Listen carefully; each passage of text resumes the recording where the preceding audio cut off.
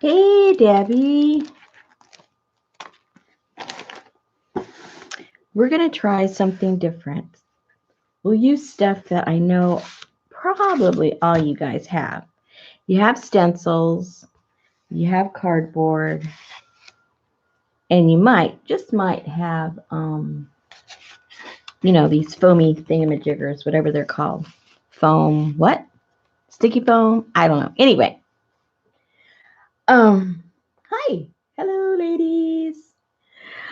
I've done in the past. Let me show you the ones I've done in the past. And they're fun because, you don't have to use stencils. I just use stencils because I cheat. But,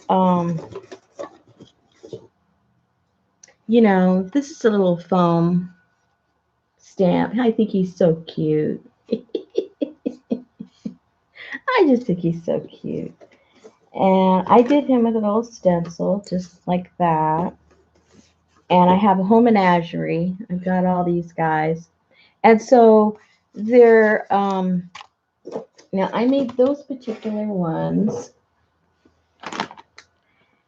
out of these stencils you've probably seen, like,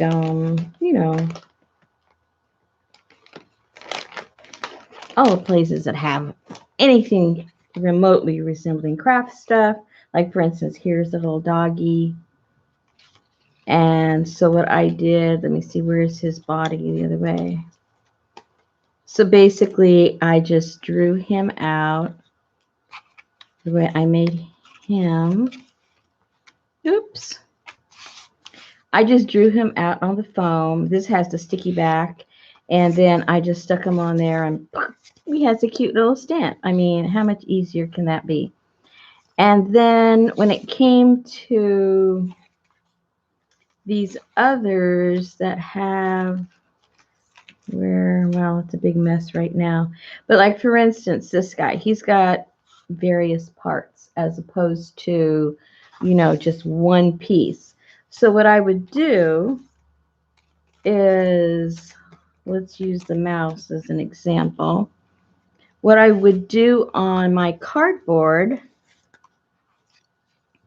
I would draw him out so I know where the pieces parts go. Then I would go here, trace him out on the foam, cut the little pieces out, and then I would know where to place it so that it would resemble a mouse.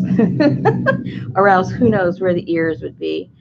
But that's a simple way. Trace it out on the board that you're going to glue your stamp onto, trace it on the foam, cut it out, and then you just stick the pieces parts on there. So that's pretty easy that way. And I'm sure you've got different things that you would like to make some stamps out of using that particular method. But we're going to try a different one today. As soon as I pick up all these little body parts. All the little body parts now. Let's put them away. Oops. Supposed to open. Oh, here we go. It's open. Hello, ladies. I tried earlier when I didn't know that YouTube was down. It allowed me to film my live stream. I had my rusty fabric that I was working with, and I was going to do the reveal like I do my leaves, my eco printing, but then it wasn't there. And as I was filming, I'm going, wow, everybody's really busy today. Nobody's showing up. I thought, wow, good for everybody. They're busy. But anyway, then I found out afterwards. And is Laura here? Oh, yeah, she's here. I didn't want to let anybody know, but I think it all had to do with Laura. They had to change all their protocols when it came to live streams because of what she did the other day. But, I didn't want to put her on the spot and embarrass her. But I honestly do think it had to do with Laura's live stream. And they go, oh no, we've got to change everything. And I passed that past Popo, and she thought that might be the reason too. So I'm not alone there on that assumption. But I don't believe in coincidences. I think pretty sure that it had something to do with Laura's live stream. But we're not even going to get into it because you know what I mean. We're all friends here. But right, Laura? Right, Jennifer? Okay. Now, I think most of you guys know how much I like peacock feathers. I don't know if that's a peacock feather or if that's a peacock feather, but today that's what this is going to be, a peacock feather for this experiment. And if it's not, well, too bad.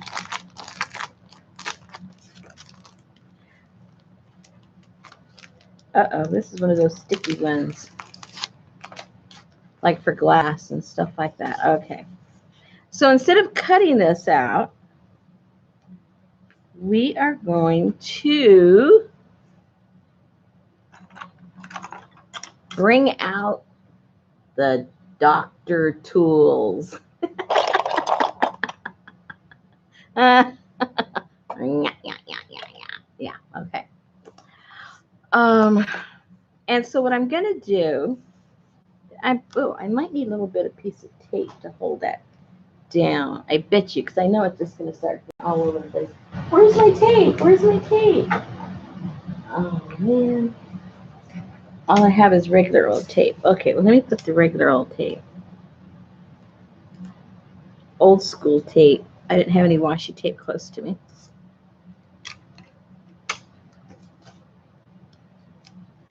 And I'm sure many of you have done this, but there are new people every day coming into the scrap world. And so it's good to review oldie stuff. Okay, so what I'm going to do is I have this tool, and it has kind of a rounded, can you see it's got a little rounded tip to it so that it won't completely go all the way through. And we're just going to go in here and push everything down that looks white. Now, it's been a long time since I did this, so we'll see if it still works. Because, materials change, the way they make stuff. This may not be thick enough anymore, or it may not be pliable enough. They're just always playing games with us. So before I just go tell you go do it, I figured, maybe I need to try it again and make sure it still works. Because they're always changing stuff on us. Uh-oh, see, Popo's there. She knows. She knows exactly what I am talking about. All this Google stuff. They had to change everything after yesterday.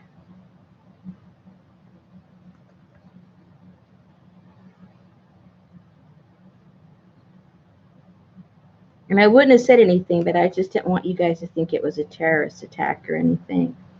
I wanted you to know who, the real reason.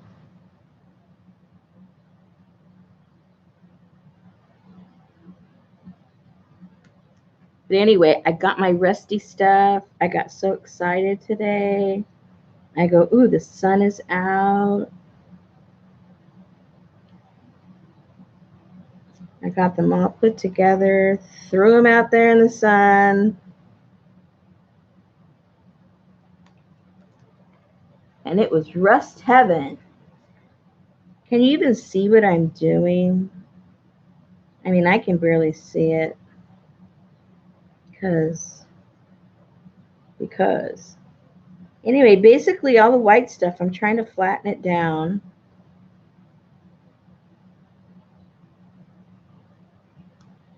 Play along with me, kids. If you have some at home, bring your foam out.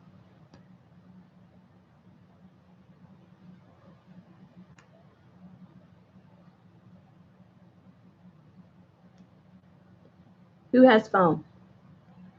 You can see it? Okay, good. Boy, you got better eyes than I'm right here and I can't see it.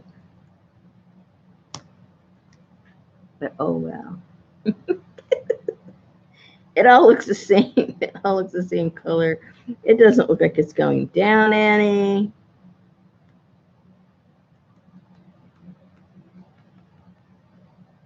I wonder if it's even working. Oops. Again, why do I get something so intricate? What was it I did the other day? Oh, yeah, I forget it. That was for my class. I I used the hardest thing to try and show how to do something. Oh my goodness. Okay. I think, okay, it's working. It's working. At least I picked the small one instead of the big one to do first.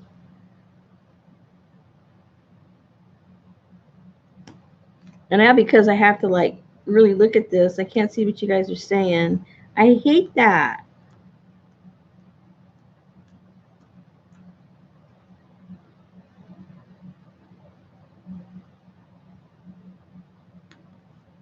I think we all need to write in and say we need to be able to talk to each other. What's the point?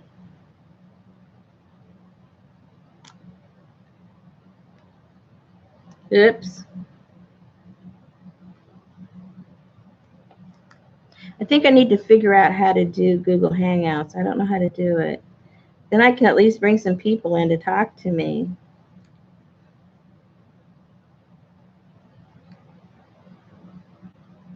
I think I first have to remember what my email is for YouTube. I don't know what it is. I set up that YouTube way before I ever did any YouTube videos. It was just to watch and lurk and make comments. And I don't even know. I don't even know what it is. I have to look back in my paper, see if I wrote it down somewhere. I used to be really good about writing stuff down, and then I got really lazy. So you have to know, I think, you have to know what your email is, don't you, to set that up through, you have to have a Gmail, and well, at least that's how it was in the old days. I know they've changed a lot of stuff, but is somebody hollering at me out there what I need to do?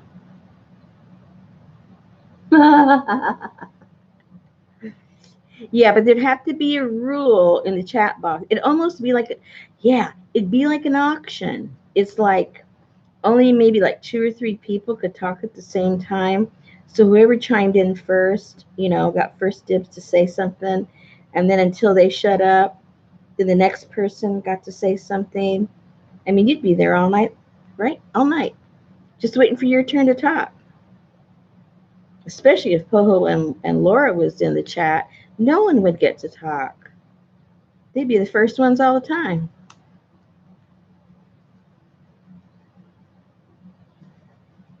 Okay, I think I need to go over now with this thicker one.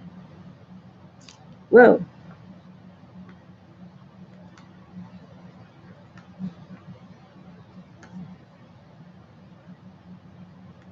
Okay.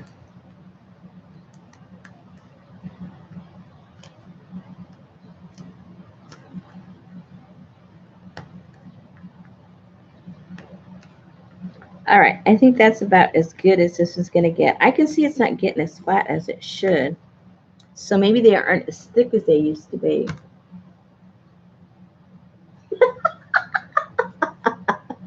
I know. She'd never summarize, trust me.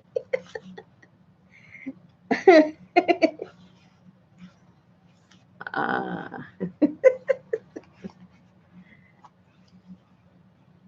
oh, it's halfway. It looks pretty good. So basically what you're doing is, you're doing your own embossing instead of running it through machine. But hey, it looks pretty cool. I'm just going to go ahead and do the rest of these. Then we'll cut them out and we'll see how they print. Let's let's just go ahead and do the rest. Let me see what you guys are talking about first. I'm sure you're talking about, oh, who are you talking about?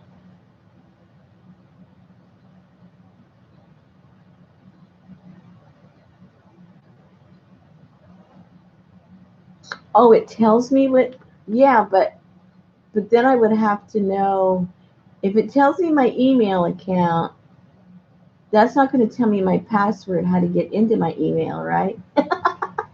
And do you have to get into your email to set up the Google, or just the, I mean, not the Google, yeah, nothing, the Hangouts, or or just type in your email address. If you need to get into the email, that's a whole other issue. Oh boy. Because if I can't even remember what email it is, you know I don't know what the password is to that email.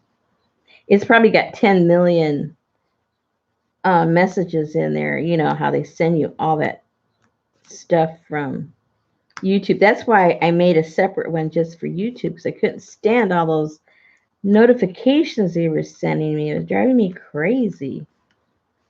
So I just changed it and was done with it and never went back.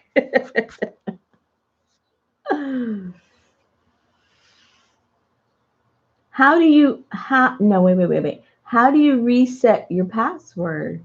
I got to learn too much. Oh my goodness.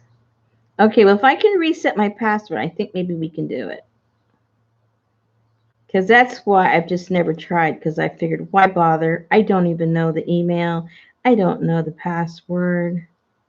I'm certainly not going to set up a whole new YouTube channel.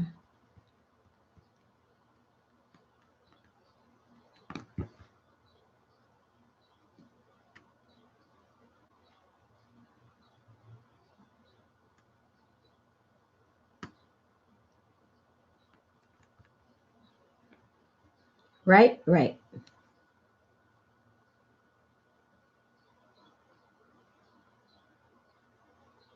Oh. Okay, I'm going to have to do that tonight. See where I end up trying to find my email, my password. You guys are making it sound pretty easy, so I better try it. I just never had a reason to, but if I want to do that with some of you guys, I guess that's a reason. I guess it's a reason.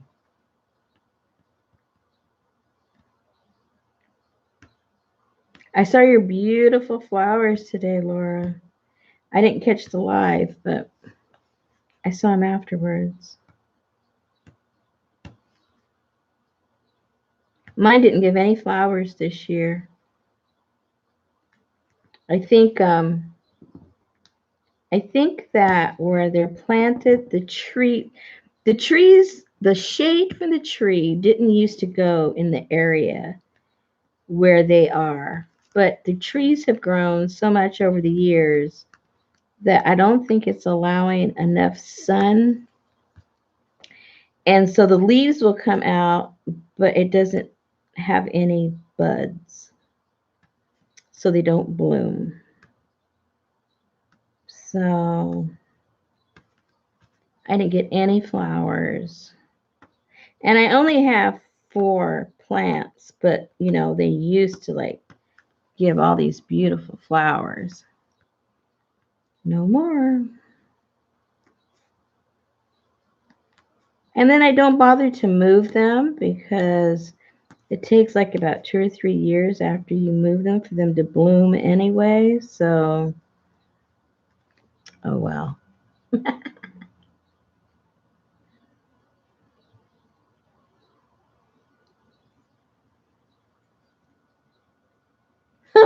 When my mind is fresh. I'm always fresh. What are you talking about?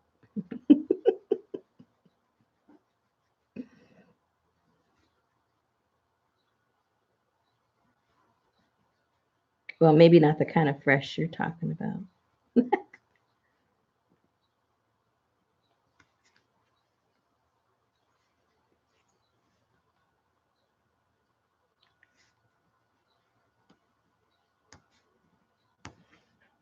My husband is going to a focus group. Have any of you ever gone to a focus group? Those of you that know what a focus group is, have you been to one?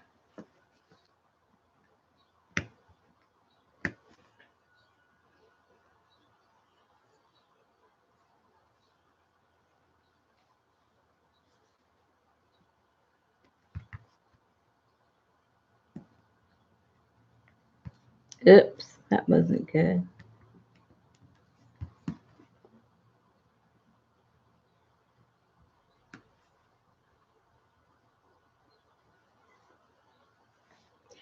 Christy, how are you doing, girl?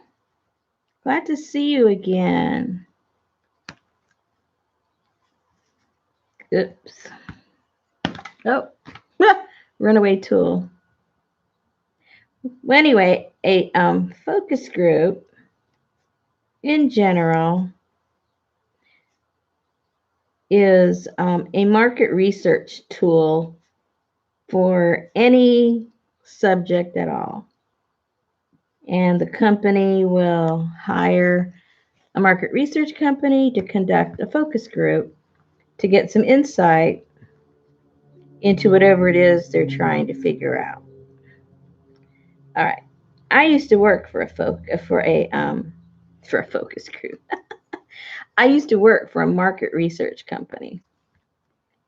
And when you work in that field, just like a lot of businesses, you find out how phony all businesses, almost all businesses are. Your eyes really get opened. And I don't know, I don't think of myself as a rebellious person, but I guess maybe I am. Because I'm not one of those status quo, like, okay, well, that's how it's done. Oh, okay. That's how it's always been done. Oh, okay. No, if I think it's wrong, you know, either I won't do it or I'll speak up or something, you know. Um, that's just the way I've always been. I never really saw myself that way, but as you get older, you reflect, right? And so I guess I've always been like that. And I think that's why all my life, no matter where I am or whatever I'm doing, I've never been part of the so called clique because usually, not always, because I don't want to judge anyone out there, but usually when you're with the clique, it's because you go with the flow. And and sometimes that's good, sometimes there's good flows and you want to be a part of those flows. And then sometimes there's flows just to be part of the clique. So I think I've always been like a declicker, a declicker. But anyway, I'm getting sidetracked as I normally do. Anyway, my husband comes home the other day and he says, "Oh, I signed myself up for this focus group. You want to come?" I said, "Absolutely not." Absolutely not. I do not want to be a part of that, any of that. He goes, "Yeah, but they're paying $50 and you get dinner." And I said, "Absolutely not." You go, have fun, and, tell them the truth. Don't tell them what they want to hear. Tell them the truth. And this one, um, we had all kinds of companies that would hire our company to do this market research, right? And there was this one that stands out in my mind so much. It was like, oh my goodness.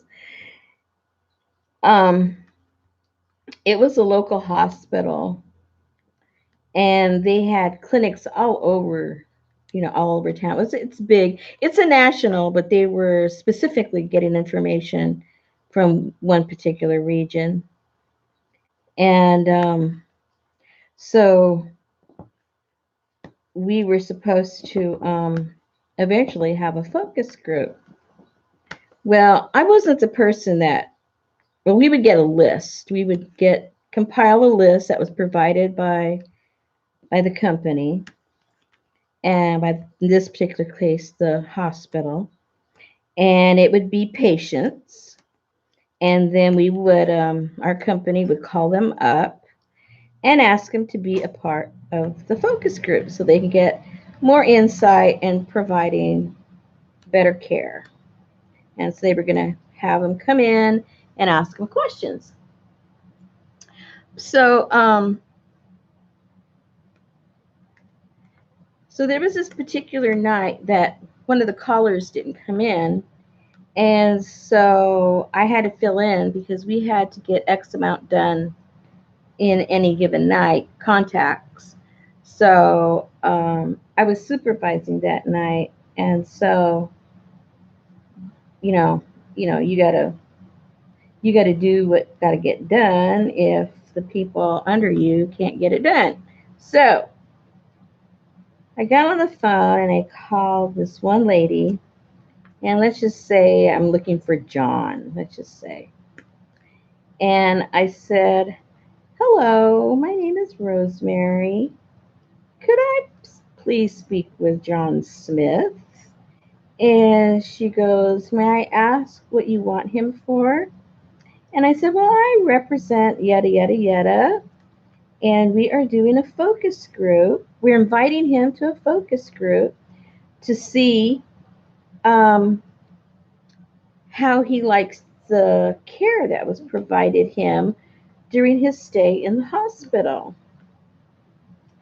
And she says, "You guys killed him. He's dead." How do you like that? What do you say after that, right? Because when we call like we're representing the hospital. So we don't say, we're a market research company. No, I present myself as the hospital. That's part of our job. So here I am representing the hospital, calling up this woman, asking to speak to her husband, and she's livid because he's dead. And I have the nerve, the audacity to call him up to see how he liked his stay at the hospital. Okay, needless to say, it took me a second to compose myself. By then, I had been working there for maybe about 2 years, and I already knew all the ins and outs, and I already knew the stuff I didn't like, and I already had, told my boss stuff, the owner of the company, and she was tone deaf, and I had just had it. I was working because I had to work, or else, I would have told her even more stuff. So, whoops. And where I was in the economy, it wasn't like I could just, just, go by my conscience and quit and go someplace else. So, after that, when that late woman said, "Oh, he's dead. You guys killed him." I told her how sorry I was. I apologized. And I explained to her why this focus group was set up, that the hospital wanted to provide better care. And I said, "Did you get any response from the hospital for the things that," because she told me some things and that happened in her concerns. And I said, "Did any representative from the hospital contact you at all with the concerns that you're sharing with me right now?" And she says, "No." Then I asked her a series around, 4 or 5 questions, and I tried to be, very tactful and sympathetic to her. And I said, "Ma'am," I said, "you are the type of person that needs to be in this focus group, because how are they going to fix anything that they don't realize is happening?" And I said, "I would really, really appreciate you coming." Okay, so needless to say, these guys that are now going to pose the questions for my company, and they've got all their little packed questions all ready, because as I learned, market research companies tell the client exactly what they want to hear. You get paid $10,000 to find out that your hospital is doing good. You set up a focus group, you set up questions, and you set them up in such a way that everything is good, and your client finds out, oh, good, I spent $10,000 and we're right. We're doing everything good. Well, I got sick and tired of, the scam. And so I basically begged her to come in because I knew she would like upset the whole apple cart. And so I explained to her what she would be doing, how it would maybe not benefit her husband's situation, but it might benefit someone else's, and it might help her have a little bit of closure to tell the individuals who she felt was responsible for certain things what she thought and how she felt. So she goes, okie dokie, when should I be there? Oh boy.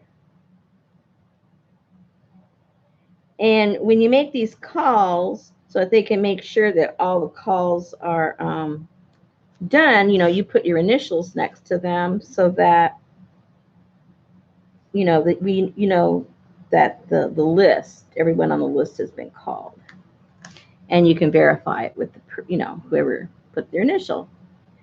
So I knew they were going to know I called this woman, and they're going to know that she's not John, and that she's showing up and John's dead, and then all the stuff she's going to say. So I was just waiting for it to hit the proverbial fan. Oh my goodness.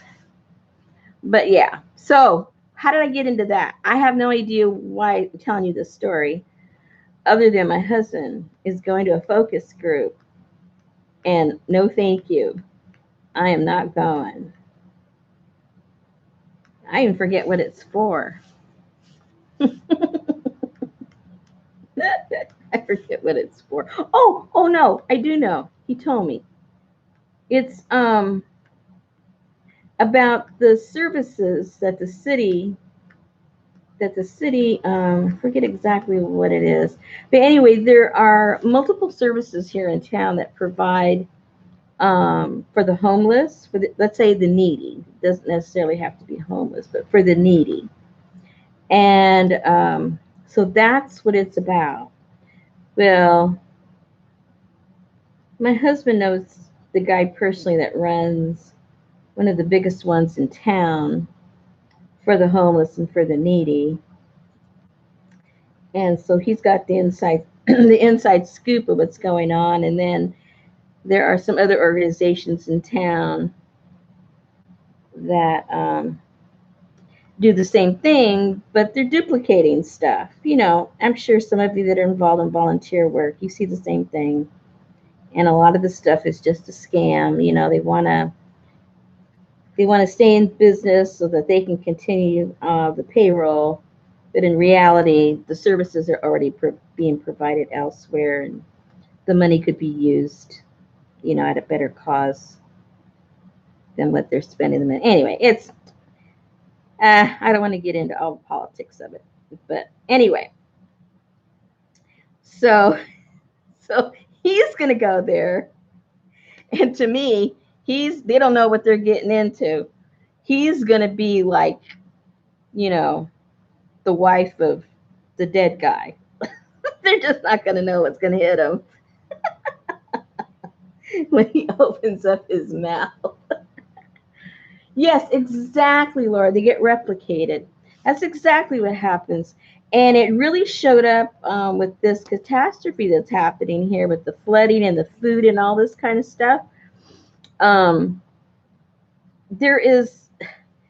It's just ridiculous. There's so much all over the place, and it's just being wasted. If it's not non-perishables, they're literally just throwing the stuff away because they're not organized. And my husband's, one of his things is trying to get these organizations literally under one roof.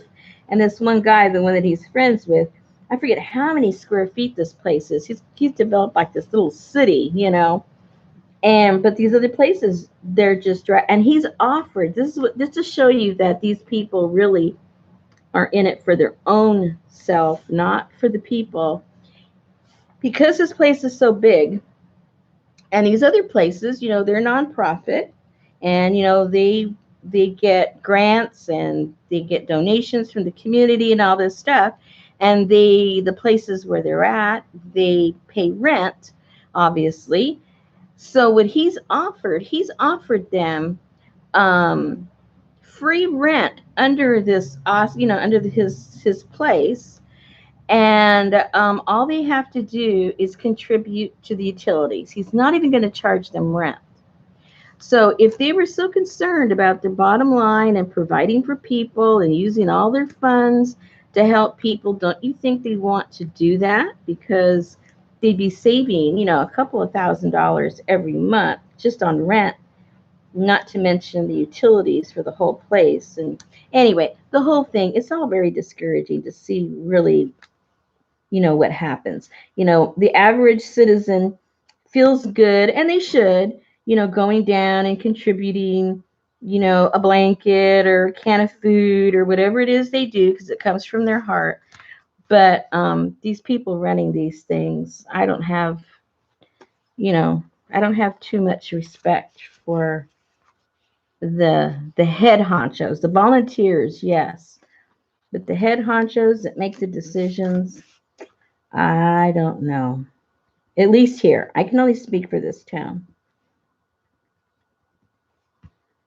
And don't even get started about the dog pound and humane society. My husband, he has his fingers into everything, and I just stay going la di da, doing my thing. He comes back and reports everything to me, and I'm going, oh my gosh.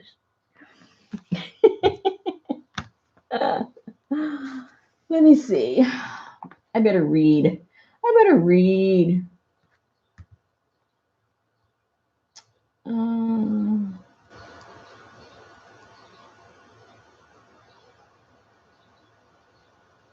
yeah, it's true.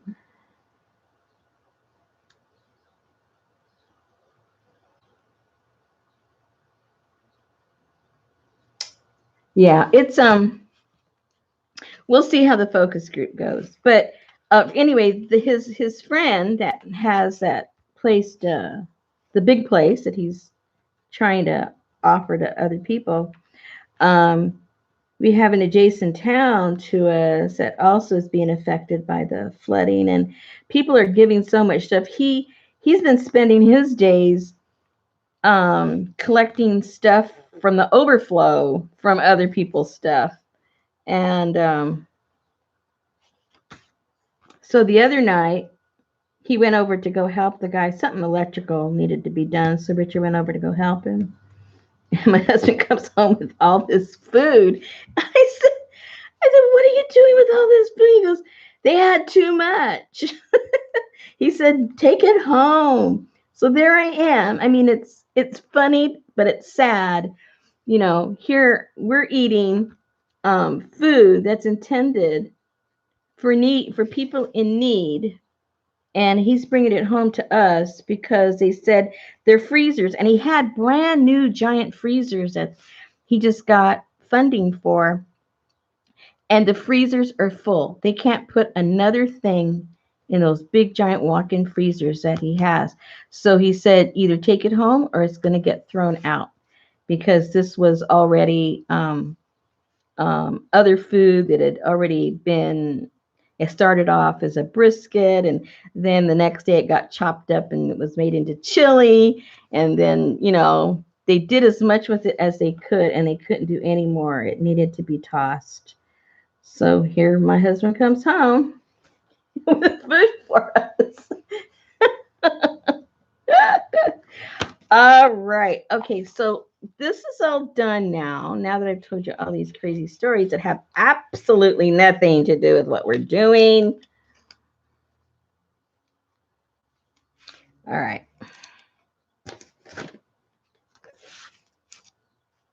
Well, that one I'm not too sure of, but these other two look like they're going to be pretty cool. I think. I think. Get this off of here.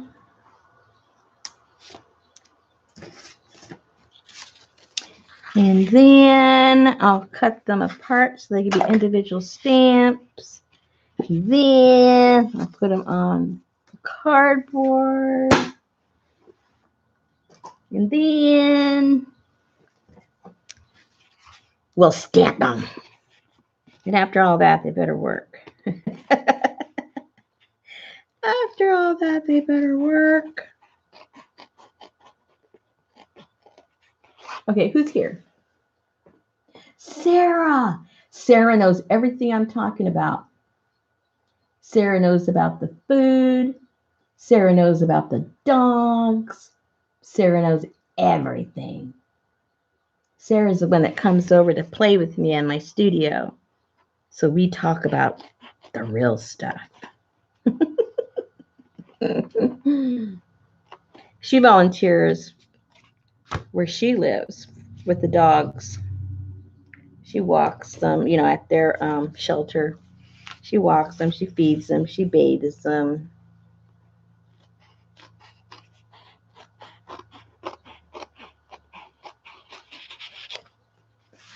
I think she's got a few dogs that are, what do you call those? Those failures, those, what do you call them, Sarah? I forgot. Sort of like when you're supposed to babysit them and it doesn't work, then you end up staying with them.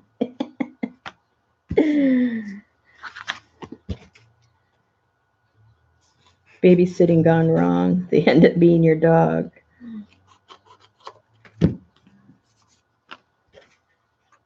Yes, foster dogs. There you go. Foster's gone wrong. Yep. I know that happens too many times. That's why when my husband says, maybe we should, no, maybe nothing, because it will never leave. I've already got 4 big giant dogs that we've rescued. That's my limit. Sarah, I think, has 52 or something like that. Hey, Carla. Yes, foster failures. That is it for sure. All right, so now I got, well, these might fit on here. This for sure will fit there. Will 2 fit? And then I can just cut it? Yeah, I think so. Let me cut that in half.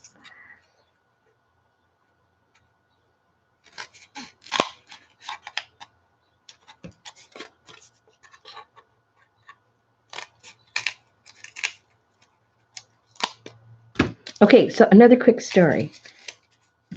When I was working for that market research company, okay, first of all, I was living in Hawaii at the time when I was working for the market research company. And one of our clients was Aloha Airlines.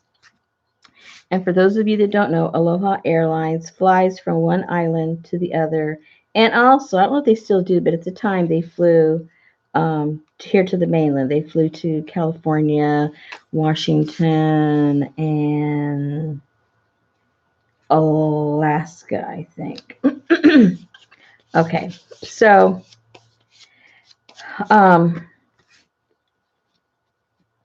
so one of the things we were doing, which is crazy, on the plane, our company was handing out survey forms for, again, representing Aloha Airlines. And so we pass out the form, not we, whoever was doing it. Would pass out the form and collect the form after they've filled it out. All right. Sounds simple enough, The only problem is, well, let me backtrack.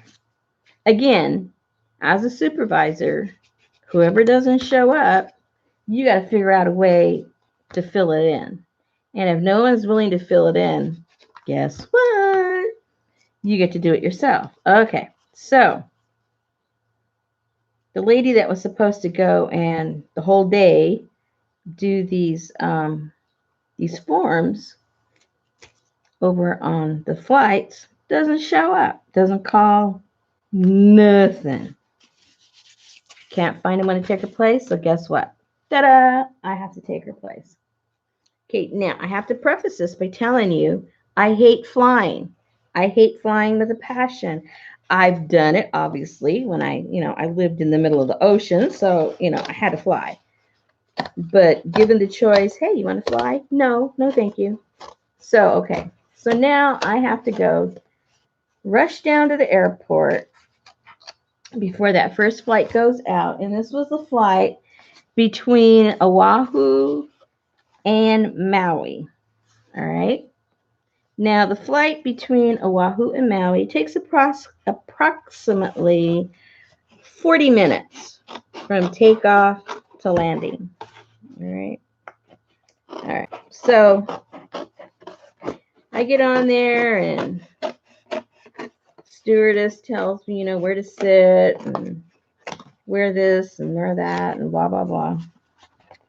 And there I am with my stupid little questionnaires and my pencils and all that. And I said, okay, well, when do I pass them out?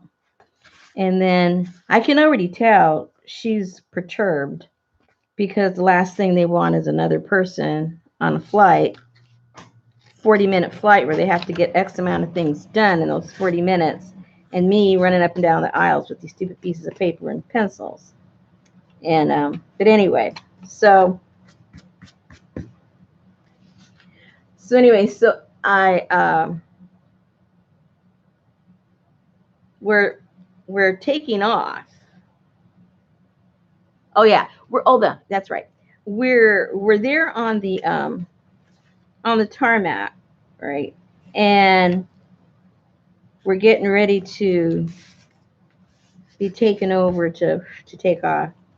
And during that period of time, when they're just kind of waiting to get into line, she tells me, okay, you can pass those out right now. And I said, okay. So there I am, passing them out, and you know how much you love getting those things. You hate those things, right? So I'm halfway through when they start taxiing. Now remember, I hate flying. I don't like flying when I'm sitting down, let alone when I'm standing up. Okay, people? I don't like it. But I have to get this done. So I'm going down the aisle, like, kind of trying to rush before we take off.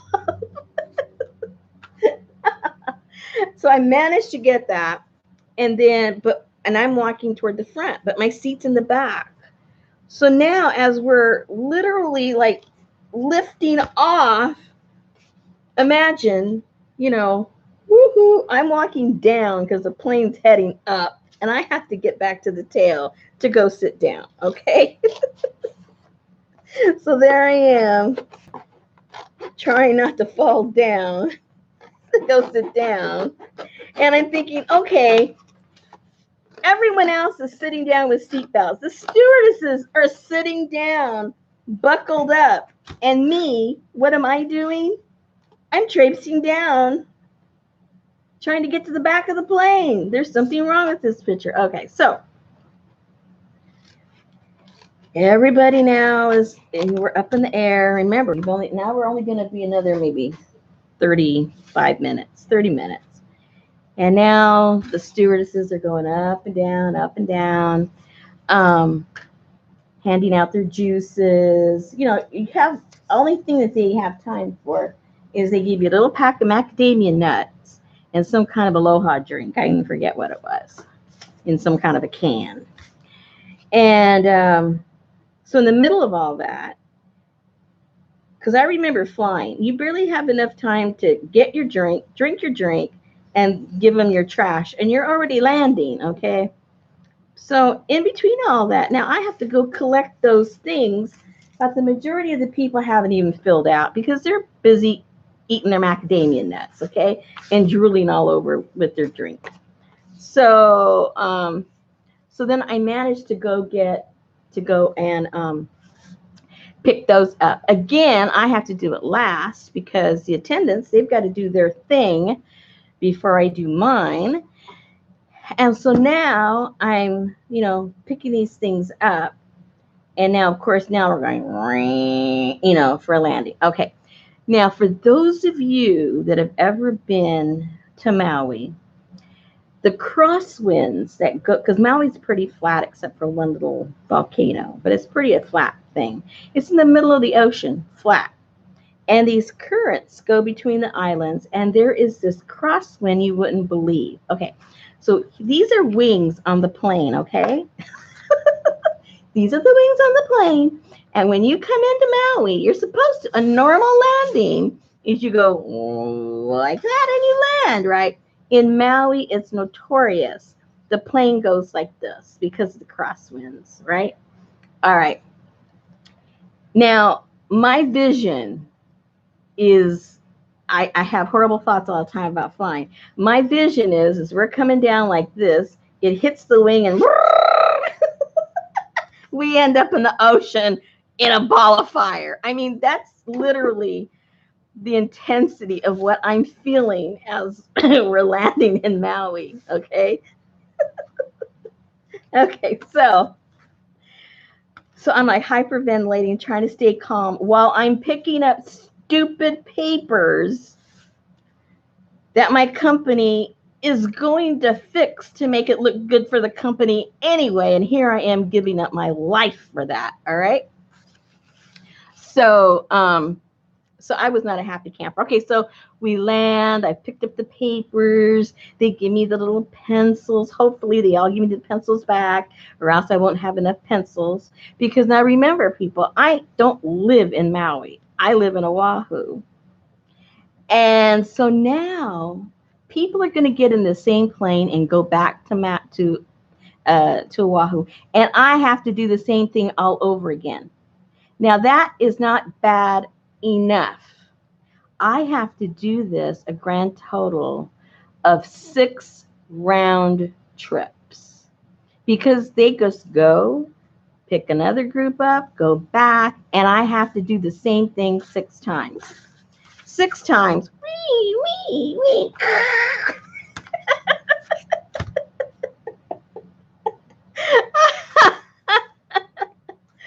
Oh my gosh. It was like, oh dear, please, please, please, please. Somebody help me. Now, during this period of time, my husband on the computer, his big, he was working really hard all day. This was before, anyway, he was working long hours. And the way he relaxed is on the computer, he had a flight simulator. Some of you ladies may know about it. Maybe your husbands have done it, your kids, whatever. But it's like real. It's the same simulators that pilots use before they actually get into this big old, simulator. But they'll do it on the computer stuff. All right. And it sounds real. It is real. You're hearing all these things. And, my husband had these really cool speakers, and you could hear, the flaps doing this on the plane. You could hear the thing opening and the gear going down and when it locks into place and everything. So I really didn't realize, but all that time that I'm listening to all that when my husband's doing the flight simulator, because it is like in real time and it's the real sounds, I got used to what happens when a plane approaches and when it lands and when it takes off, and I got used to all those sounds. Well, one of the flight, we're going, and there was a sound that didn't sound right when the gear landing is supposed to go down. It goes down, it goes and then there's a little click click. All right, there was no click click, and my heart sank because I'm thinking, I know flying, you know what I mean? I'm a co-pilot with my husband. I know how to fly a plane. And the click click wasn't there. And I immediately looked at the stewardess without even thinking. Subconsciously, I just went, whoop, looked at her. And she looked at the other stewardess, and I'm going, oh no, she noticed the same thing. So we had to go back up, go around because the landing gear had not fully, whatever the word is, it didn't fully do it. And so we went around and we did the same procedure again. And then it went click, click. And I go, okay, we can land now. We're okay. But I told my boss, I will quit before I ever do that again. That lasted 9.5 hours of torture for me. I just thought I was going to die. Every time I was a ball of fire every time I went into Maui. After that, I never even wanted to visit Maui. I said, forget it, forget it. Okay, so now that I've told you my crazy sword stories, now I have to go get some. We're going to see if these work. So give me a second, and I've got to get some paint. And what else do I have to get? I get paint. I got to get, I know what I'll do it on. Never mind, I'm just talking to myself. Okay, talk among yourselves, people, because I was talking among myself. And I will be right back with the tools that I need to test this out.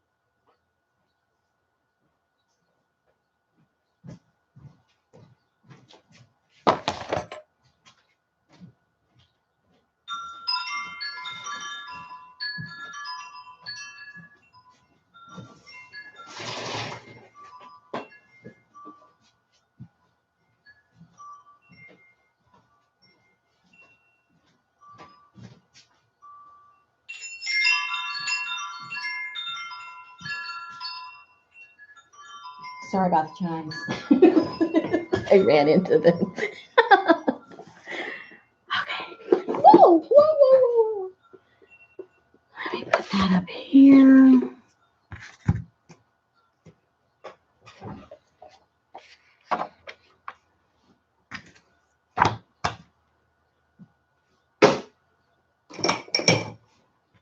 Paint, paper, stamps. Jelly plate.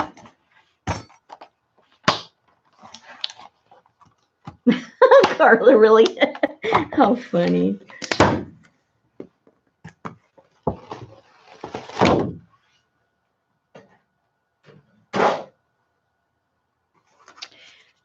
Okay. Just so we can see something. Okay, where are we? Let me put this like that. I'll put this right here so we can see a little bit of everything. And let's see what happens.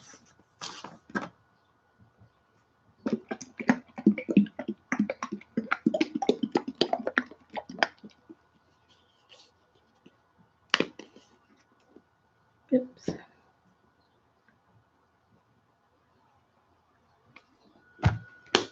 We'll do it a couple of different ways. But just to see. Oops, guess I better get where you can see. it might be helpful. Okay, so this was this one.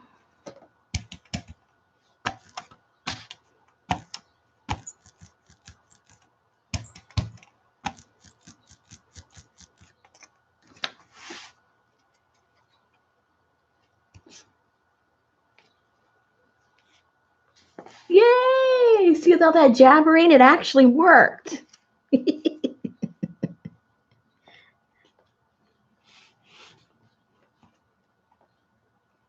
Ooh, pretty.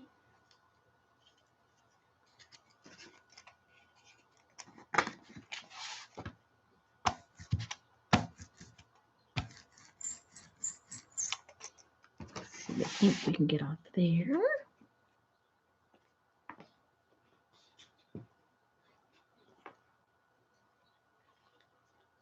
Ooh, very cool. Okay, so now let's try.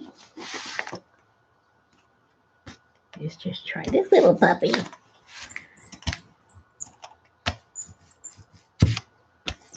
Need some more paint.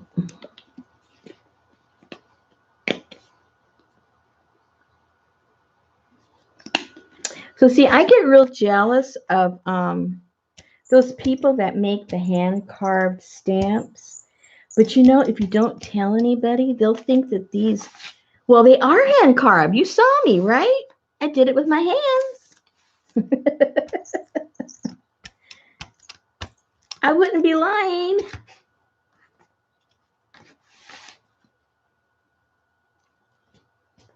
And I didn't have to go through all the trouble of practically cutting my finger off, getting that expensive rubber.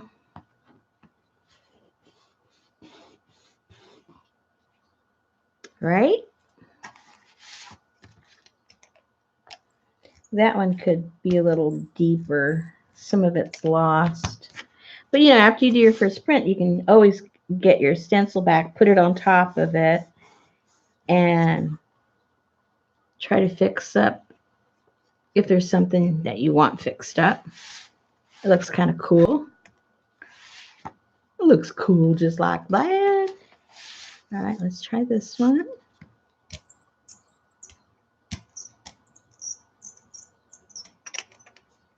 Oops.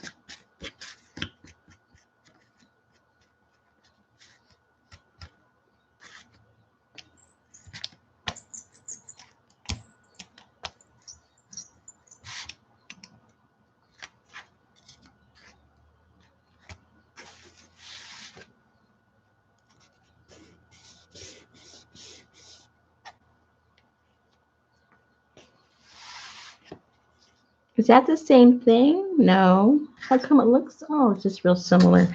Never mind. I thought I'd go, wait a minute. Didn't I just do that one?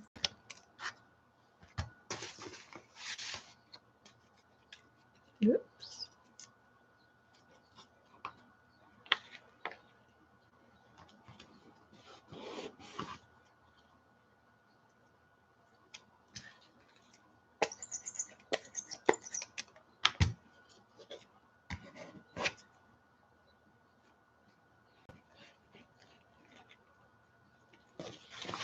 All right. Now, I don't know about you guys, but I think this looks pretty cool.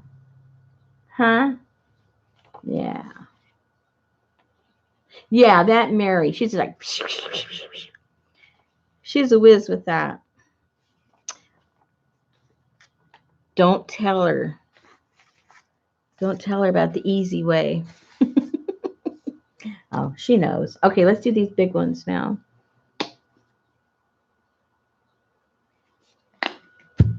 See if all that work was for nothing. Because this one, for some reason, I don't see it that much on that. Oh, well, let's just see. Good guessing. Just do it.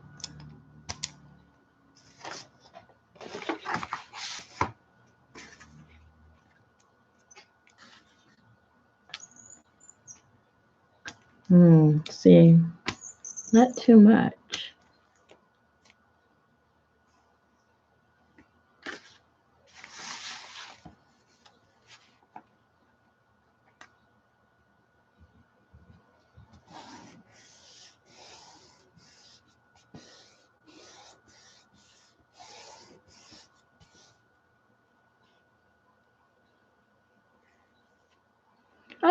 pretty. It's still pretty.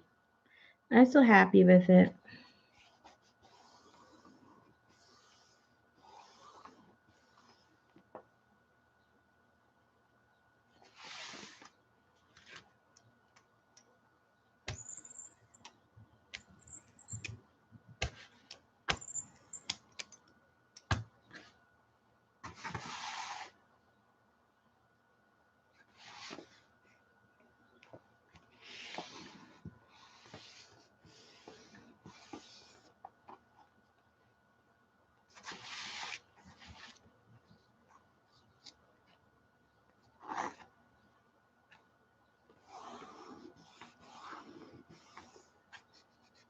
So you see, start scouring around, see what stencils you have.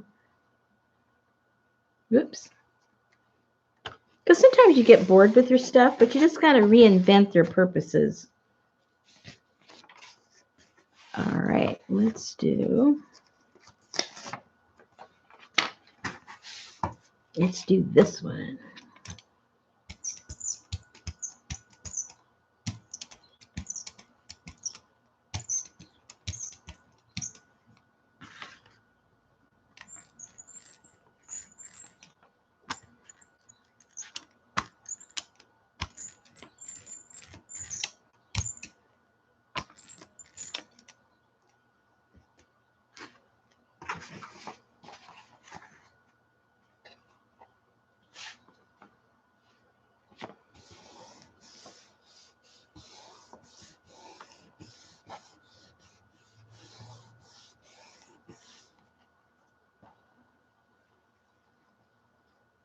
Ooh, pretty.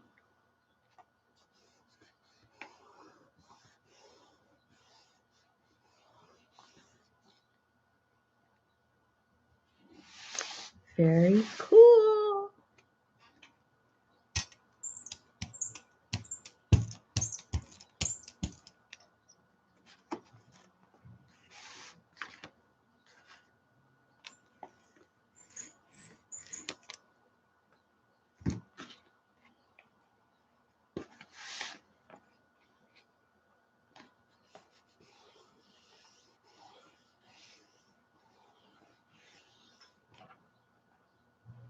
Ta-da.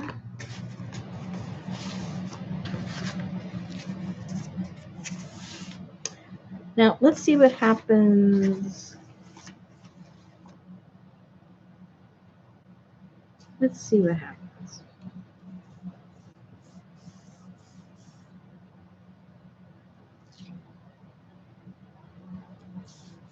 I think pretty things will happen.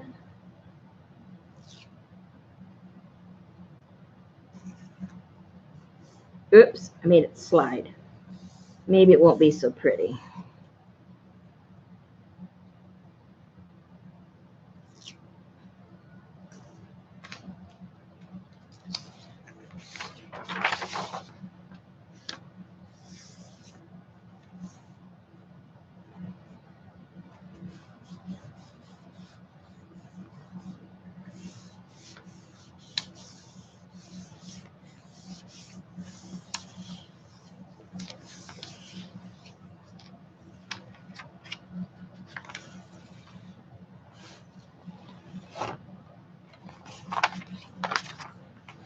Pretty.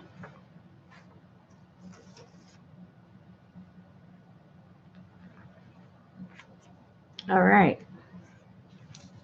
So,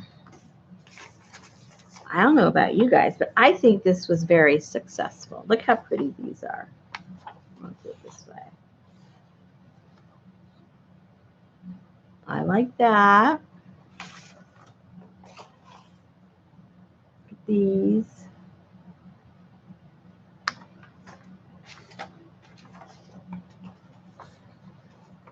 This, I don't know. It's not speaking to me, but I think maybe I just need to. And I was worried about that. Remember when I was putting the ink on it? There was just something about it. Maybe it's just the design I don't like to begin with, period. Because it is kind of normal, right? The rest looks kind of swirly, a little exotic. And that looks just kind of ho-hum kind of feather. All right, so now when you do multiple colors, that's when I think it looks pretty cool. Let me go get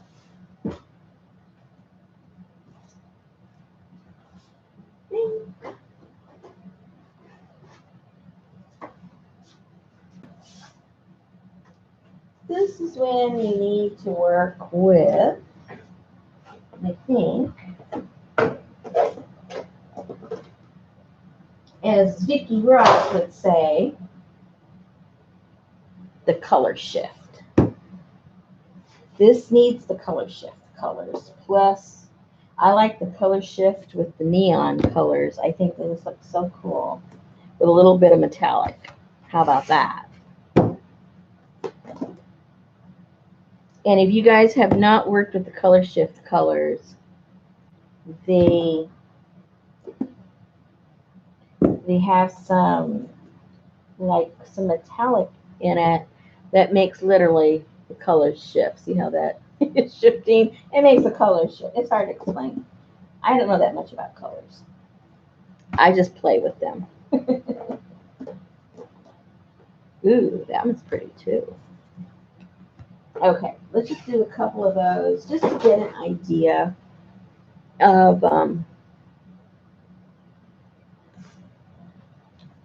what you guys can do with them. Just to get you a little more motivated to make your own. So let's do a couple, like 2 or 3 backgrounds first, and then see what we do with these crazy colors. Let me do this one first, just because I really like them. I like anything with a turquoisey type of color. And if you add a metallic to it, well, then I'm just plain in love.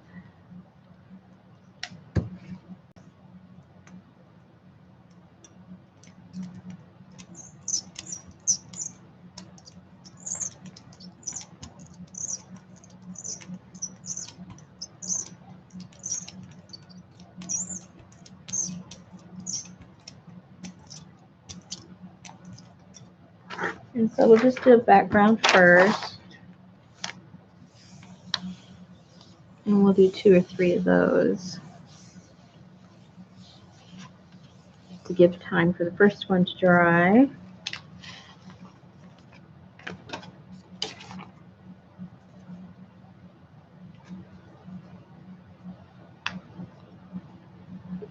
Hey Johnny, how you doing?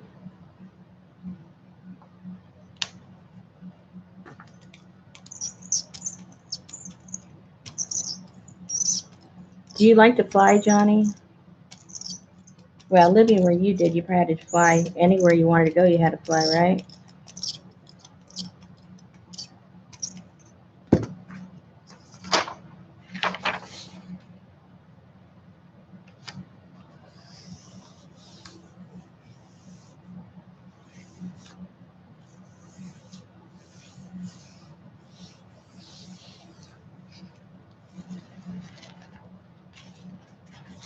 Okay, another background.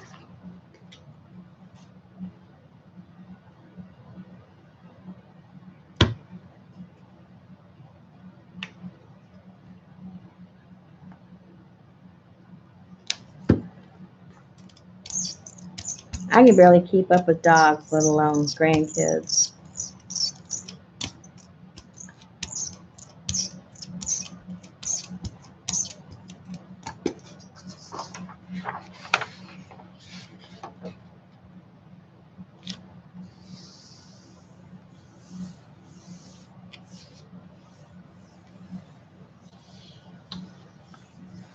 I love this color too. Jennifer, she found us. We've been making stamps, Jennifer. Maybe one more background. Let's go crazy and do a different color. What else do I have here? Let's just do gold.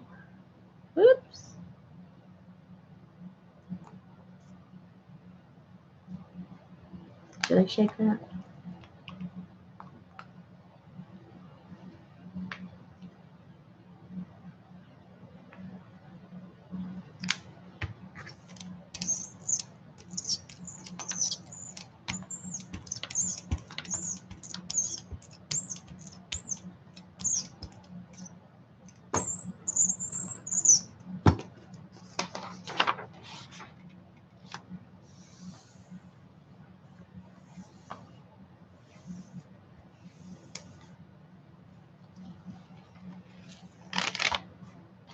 Alrighty, so now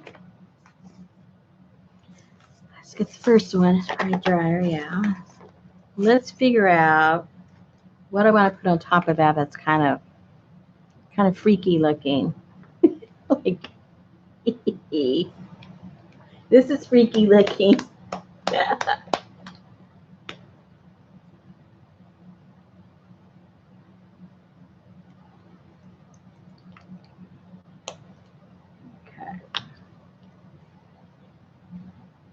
Woohoo!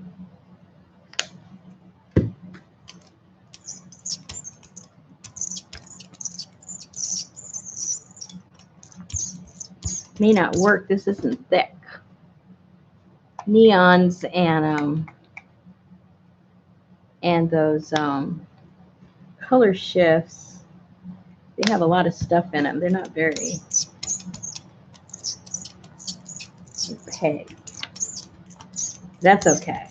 That's okay. So let's see what happens.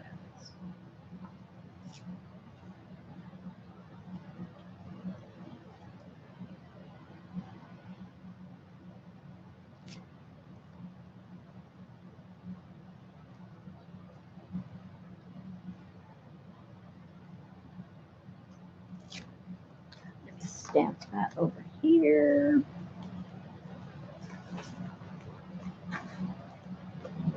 This after that. And let the craziness begin.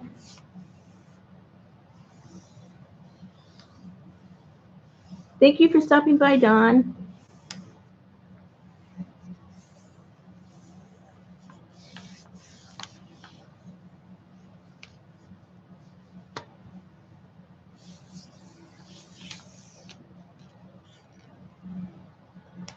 Uh-oh. It didn't pick it up.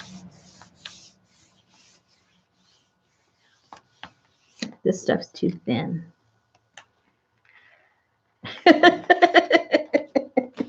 Well, hello, that didn't work. I need something. I need regular paint, not neon stuff. I need some regular paint.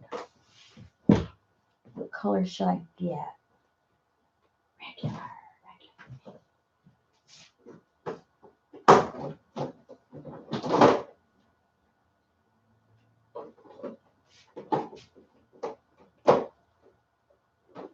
Ooh.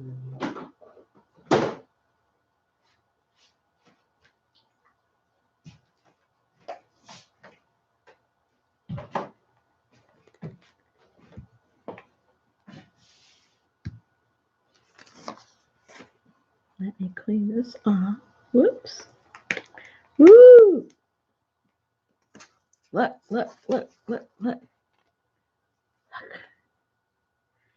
How pretty. That came out pretty. All right, so now I don't know what I'm doing. Should I put the black on top of that and then the feathers will show that color, right? Am I thinking right? No. Yeah.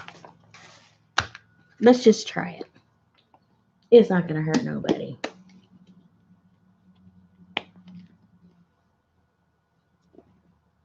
You didn't see my rusty stuff? Speaking of which, it's outside drying. I need to bring it in before some varmint takes it away.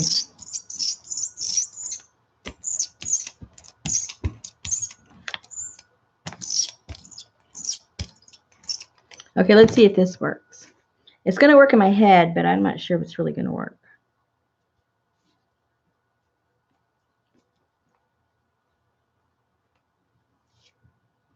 Let me stamp that over here.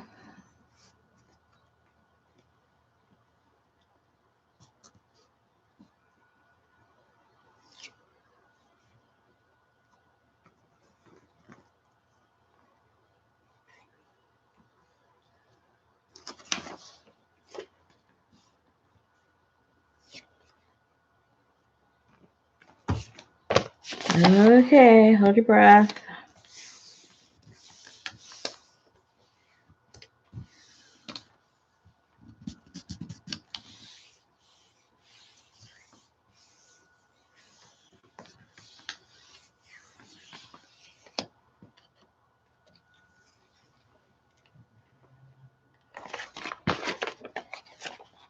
Oh, I like that. I can live with that one. All right, now let's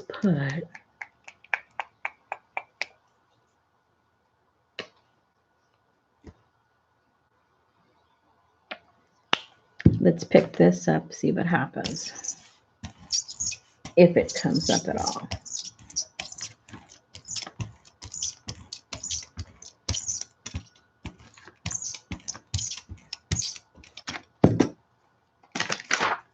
Whoopsie.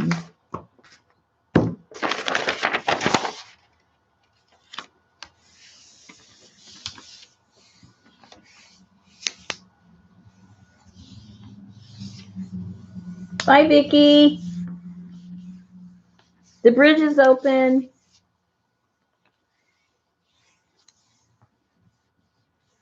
Oh, Sarah. Did you make it? Did you make it to the place downtown in Van Buren? Where the remnants were?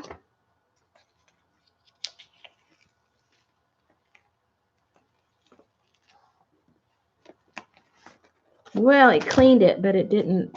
You don't see nothing, hardly. But it's still a super duper background. All right, let me think this through. Oh, red. Okay, we got this one.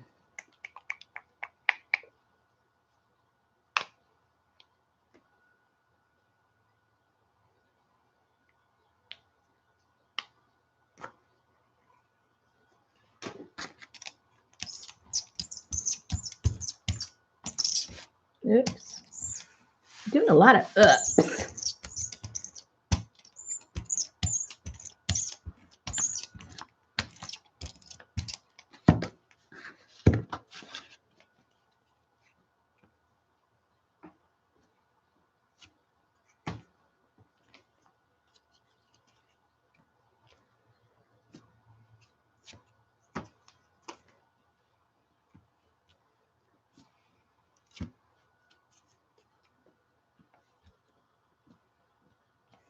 See, I moved that one. That one's not going to come out right.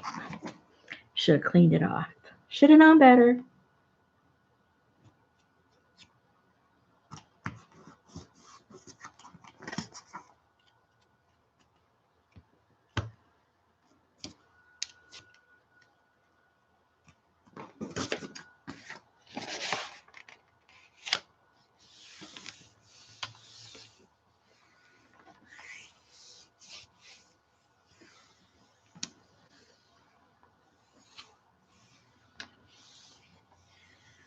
Oh, okay, sir. I was just wondering. I don't think anybody's been down there. People are afraid of the water. It's probably not even open.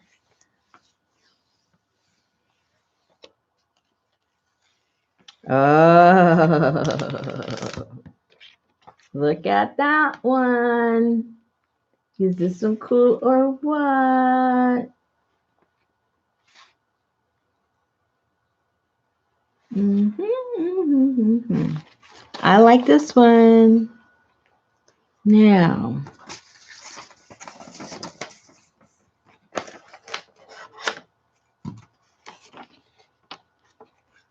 Let me try something here.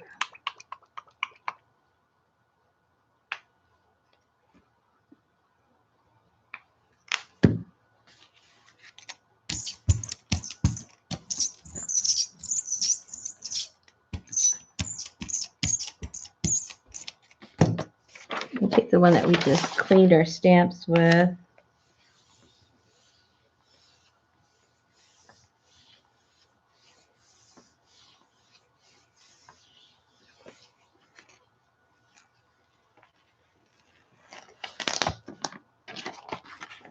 Look how pretty that one is. This right here.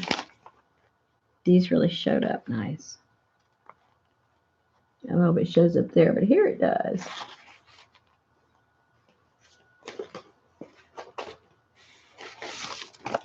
And this one that I'm not crazy about, let's put some gold on that one. Gold makes everything look pretty. I mean, I think so.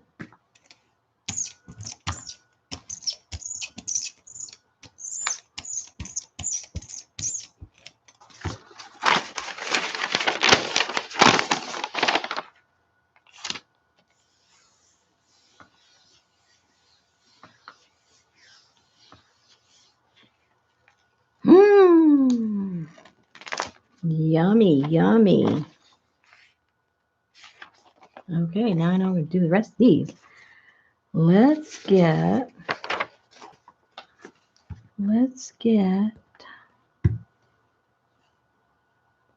the color shift in this color.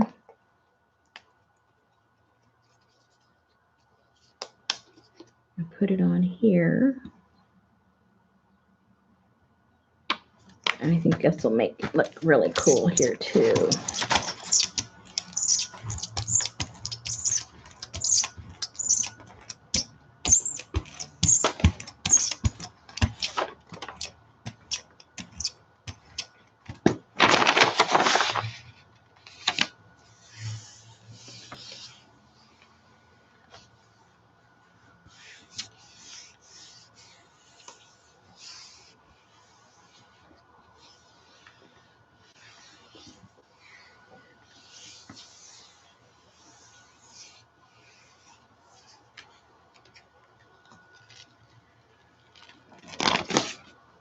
Ooh, look.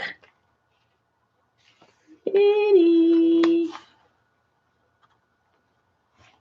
And because it's a color shift, you probably can't see it, but it's very metallic and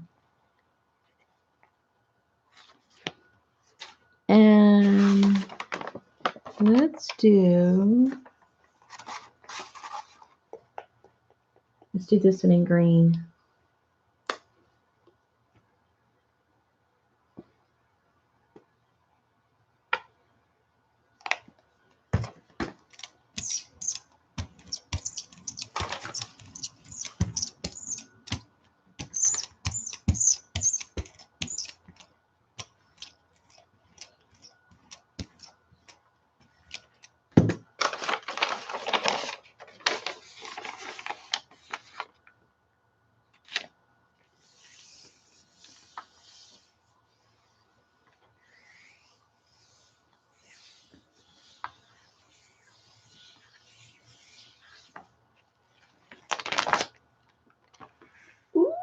Ooh.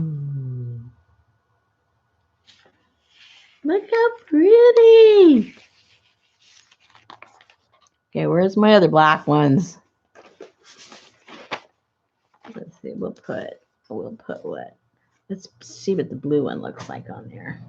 Blue and pink look cool.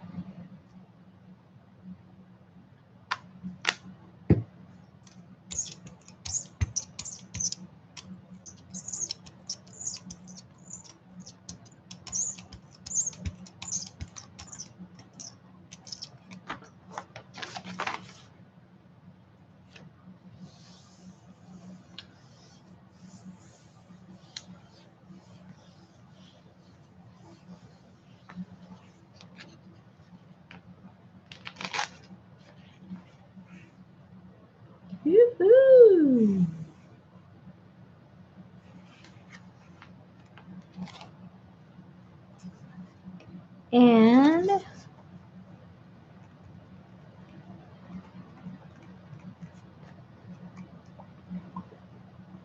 let's try the red one more time, see if I can get it to work. A little bit of red and a little bit of gold.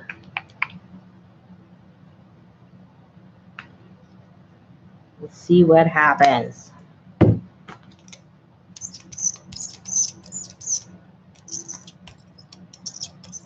You just don't know until you try it.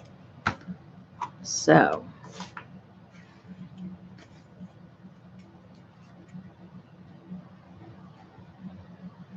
and then we'll have another stamp to play with.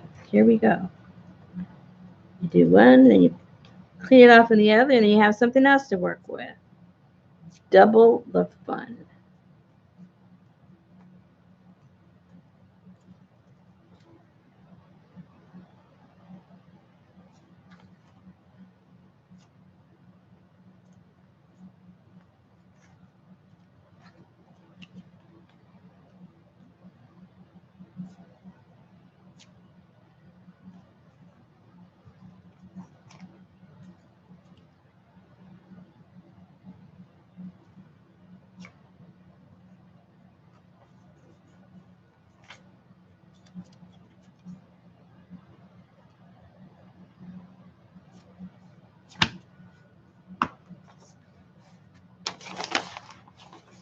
Let's see if it picks it up. It didn't last time. We'll try it again.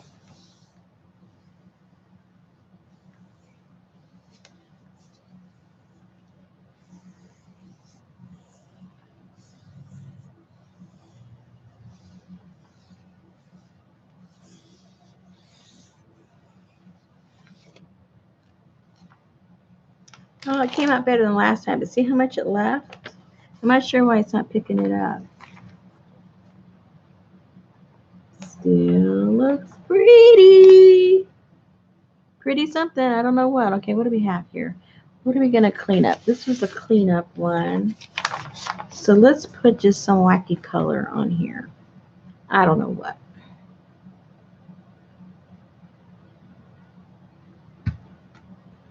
Some of those are... Let's just put one of these crazy colors on.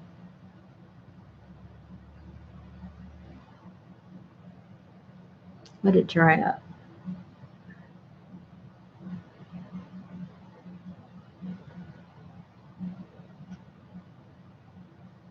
Laura's trying to shut down Google again.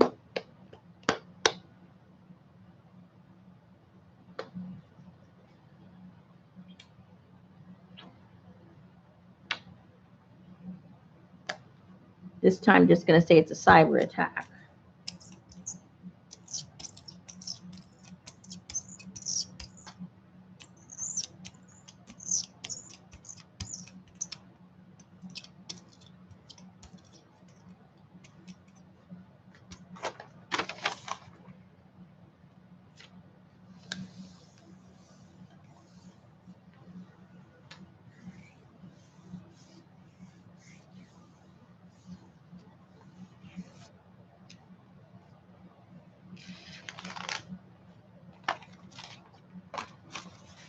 Oh my goodness.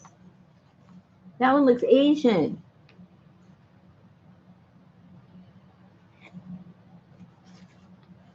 Pretty.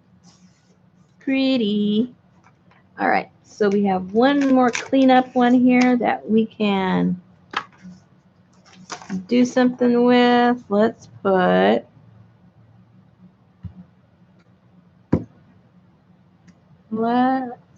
just the pure gold on that one with nothing else.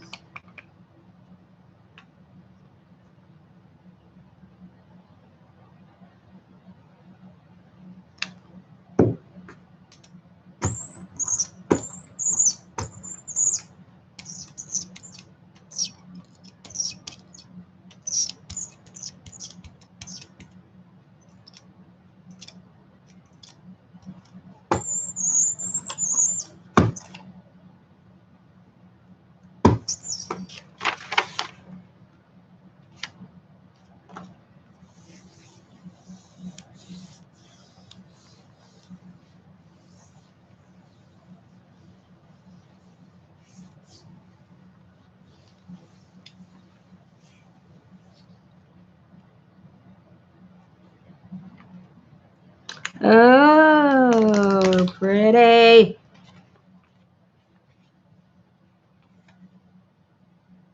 Can you guys see that?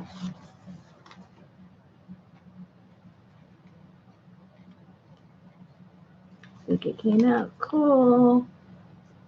All right, so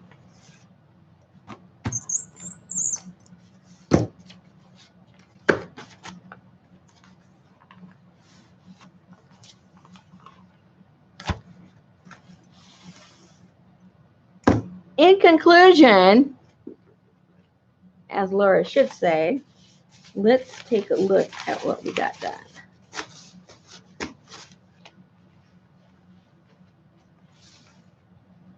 These out of the way.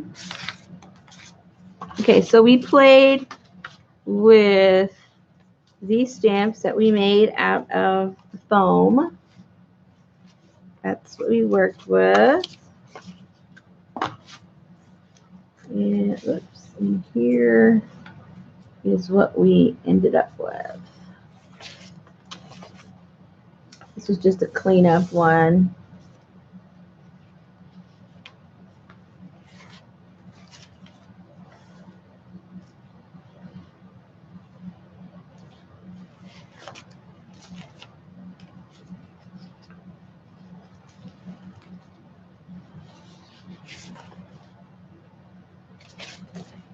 I like how this one came out. It's got the iridescent greenish yellow. I don't know if that's coming through, but it's really pretty live.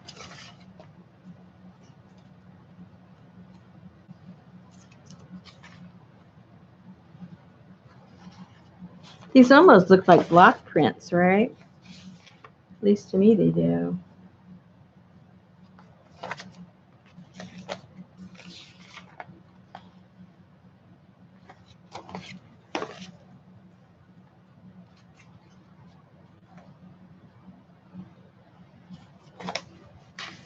Oops, there's the other one. This was a cleanup also, can't see too much.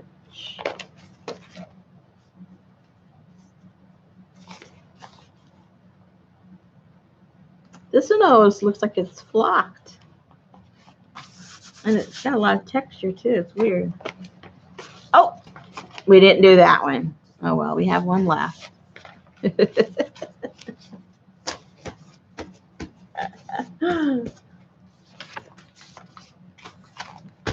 Okay, if you guys can wait 1 second. The news, I forgot, said it might rain tonight, and I got all my rusty material drying out there, and I've got to get it in before it starts to rain. Then I'll show it to you guys.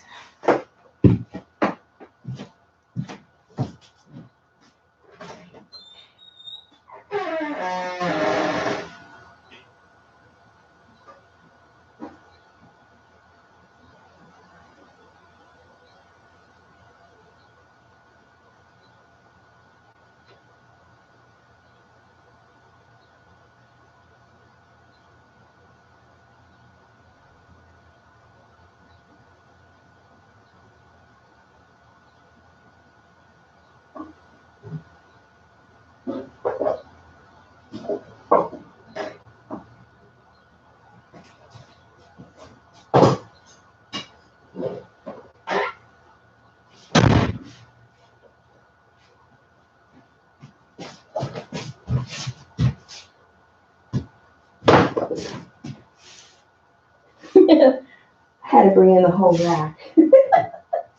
All right, let me get them off of here.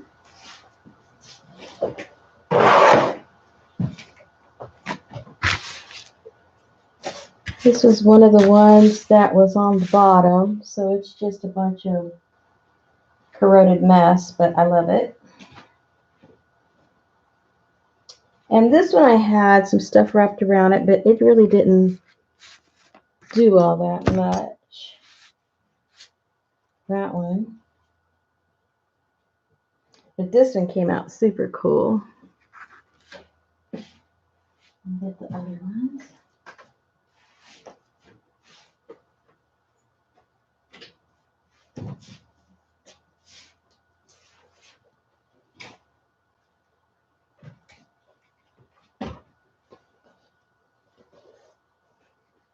there's another one.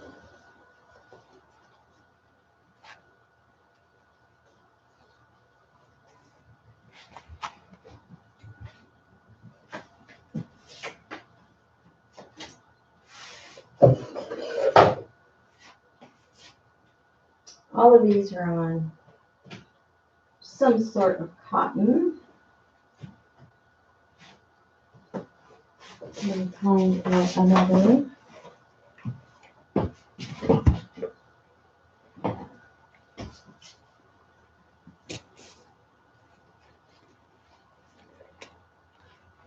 That one didn't do much either. Ooh, that one did. Very cool.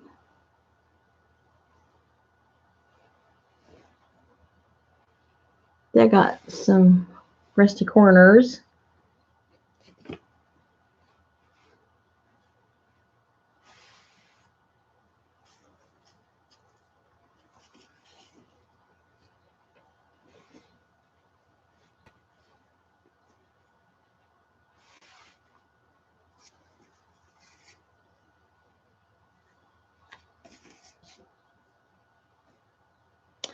And those are my rests for the day. I think they came out pretty cool. So I'll put them on my pile. This was just lining a pan. And I just wanted it to absorb all the rust that was there on the bottom, just kind of oozing out. Alrighty. Okay, so now you guys know what to do with your stencils. Know what you can make out of them with your fun foam and your jelly plate. So I already washed it, and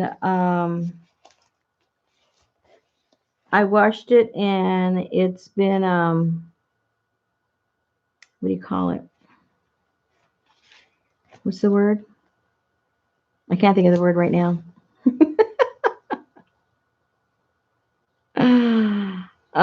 Anyway, it stops the rust from continuing to do its action. Can't think of the word right now. Anyway, so it's ready to go. And so then what I do is, well, last year I sold a bunch of kits with a different stuff like this, and I also made some journals with some of this stuff in it. So, and then I also scanned them and printed out pages that I put in some of my journals of the ones that I liked the best.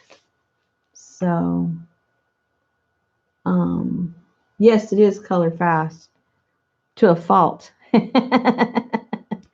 To a fault. You can't get rid of it. Yeah, they make there's different artisans that make beautiful clothing out of their rust art. And it's really pretty what they do. But I just do the pieces parts. I get some of the, I like to put the doilies and different things that I get. This was a, I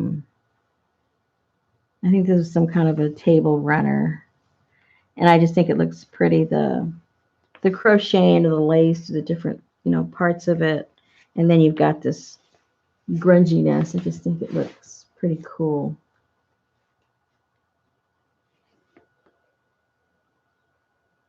Oh no, Carla. That's funny.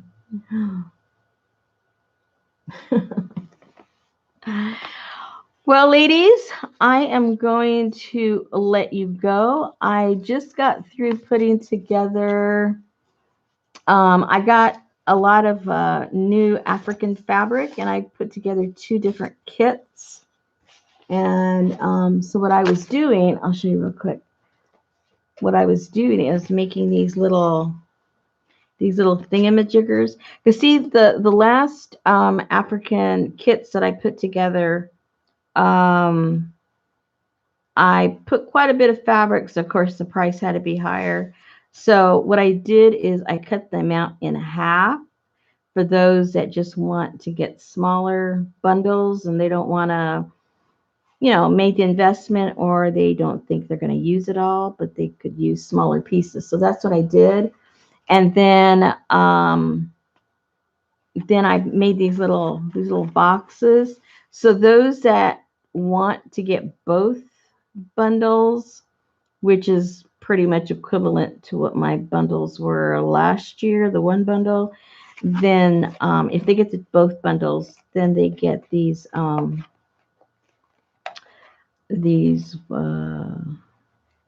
did I tie these up? I think my bow turned into a knot. Anyway, they'll get these pictures. I included some of these pictures in my bundle last year, but it'll come with 2 different fabrics that weren't in either bundle.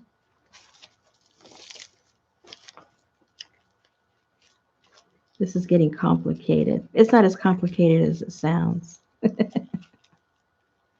If you decide to get 2 bundles, you just get a gift, and this is the gift. See, that was simple. And then it has the pictures that I had put in my other journals that I sold last year, my African journals. I think there's about 15 cards in there.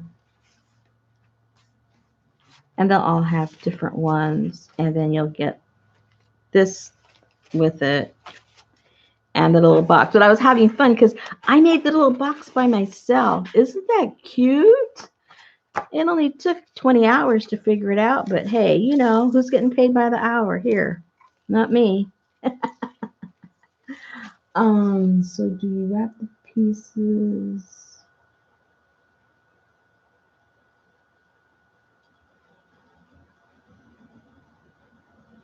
No.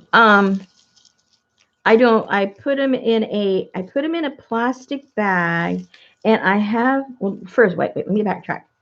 First, what I do is I find my pieces, and I rest them for quite a while so that they get pretty rusty. I had them out most of the winter time. And then I get whatever that rusty item is. Let's say this is the rusty item. And then I select my fabric, and then I have a mixture of kind of like 50% water and 50% vinegar. And then I soak my fabric in the vinegar mixture, and then just loosely wring it. You want it still kind of juicy. And then you get your item, and then you wrap it around, and then you tie it however you want it, if you want it tied. Or if it's flat pieces like these were just flat pieces. So I just kind of folded it over. But if there's smaller pieces and you want kind of weird shapes and stuff, then you wrap it up and you tie it up. And then I throw it in like a plastic trash bag. And then I leave it out in the sun. It's got to be a hot day and the sun's got to be out because the heat helps like cook it. And the heat creates more moisture, and then the vinegar is what's loosening the rust from your item.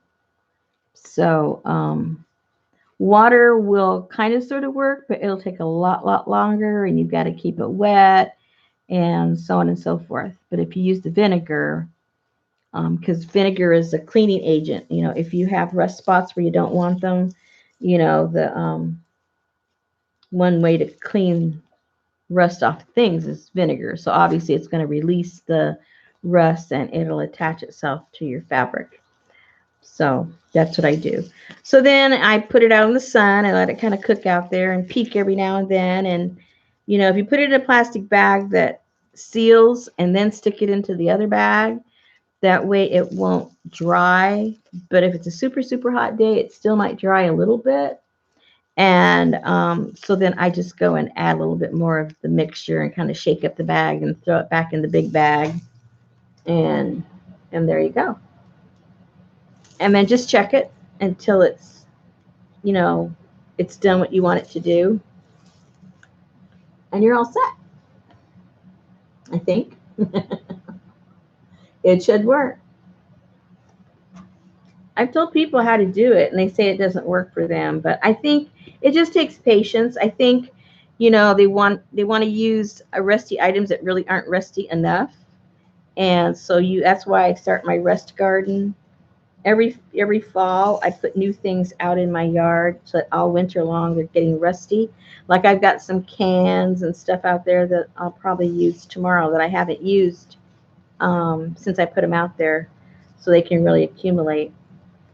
And then once you've used your rusty pieces, put them back out in the yard. You know, when you're watering your flowers, squirt them with water so they'll rust a little bit more. And then you just keep using them. But I bet you if we went to Laura's place, that place looks like there must be rusty bits everywhere because it's an older property. There's got to be rusty things sitting all. When she was walking through her property, all I could think of was, oh my goodness, I need a bag and pick up all the rusty stuff to play with. Oh gosh. Anyway, it was fun making this little box. And that will go with the fabric.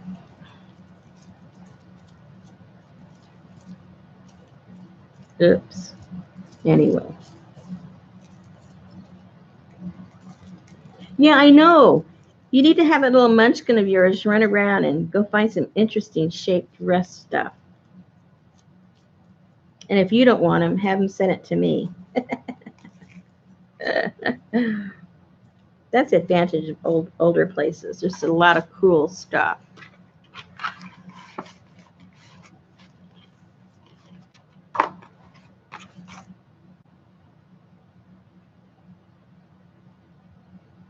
Oh, and also those leaves. I have to talk to you about those leaves, girl. Uh-oh. I will private message you. I have a leaf question. Oops, I did fall into a knot. Okay, ladies, we've been playing now. I can't believe it. It's almost 2 hours. We've been messing around making. So do you guys think you're going to try these? You going to try and make some? Because, you know, we've all got different stencils, and they would look pretty cool. Yes, I'm high and dry. Oh, man. I turned it into a knot. Oh, well. What are you going to do? What are you going to do? Oh, and that's supposed to go there, right? I'm getting all confused. Okay, ladies. Thank you so much for keeping me company. I had fun. I needed to relax. And that I did.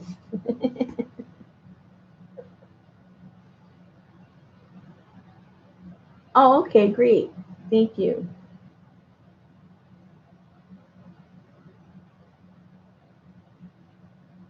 Well, there's no kits up, so they can't grab any.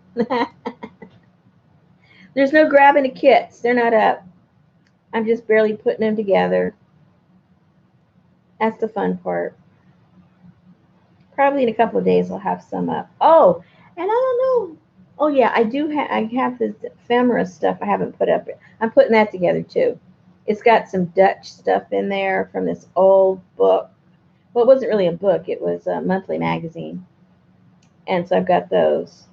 And that's pretty cool. And I'll be putting that together. But that's for another day. Okay, Sarah, let me know if you want to come over this week sometime so we can play. Sarah's my playing buddy.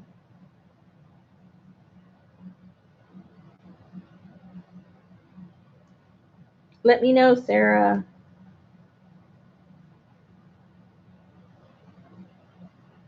I'm never going to get this off. I'm going to have to cut it. Who's stinky?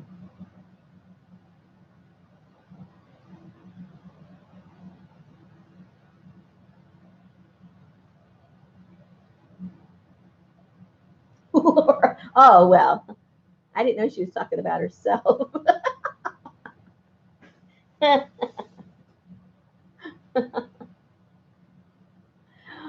Well, I gotta go see what I'm gonna find to eat. I made my husband supper and I didn't serve myself any, and I bet you anything he didn't realize I didn't eat and he went for second. So I bet you there's nothing in the pot. It's me and the dogs.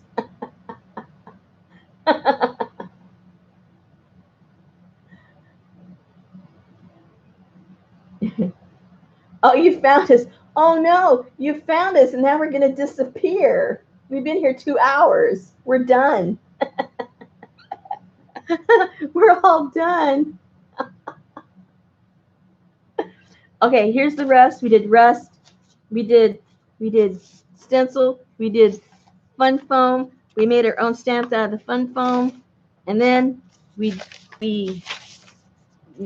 the jelly plate, and then we stamped and we plated and we colored and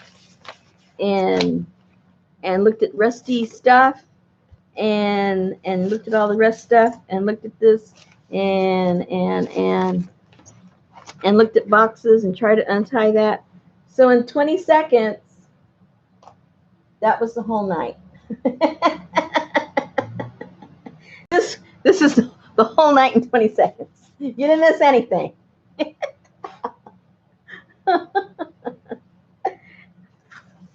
Thank heaven for replay.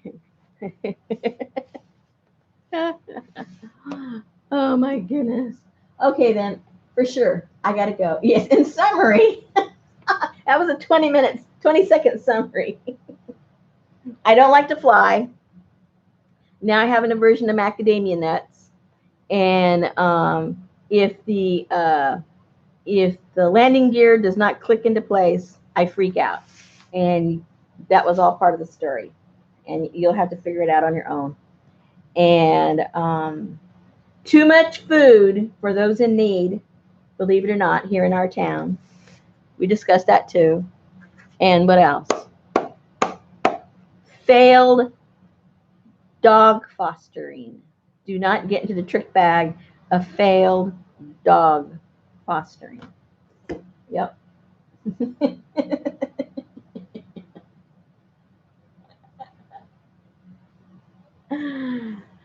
Okay, ladies. I keep saying goodbye, but this time I am because I'm hungry. So I will talk to you guys. That one has your interest. Which one? Dog fostering?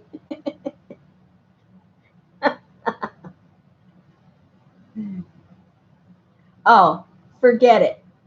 They're all failed fostering because you end up being the one that adopts it. I have 4 of them to prove it.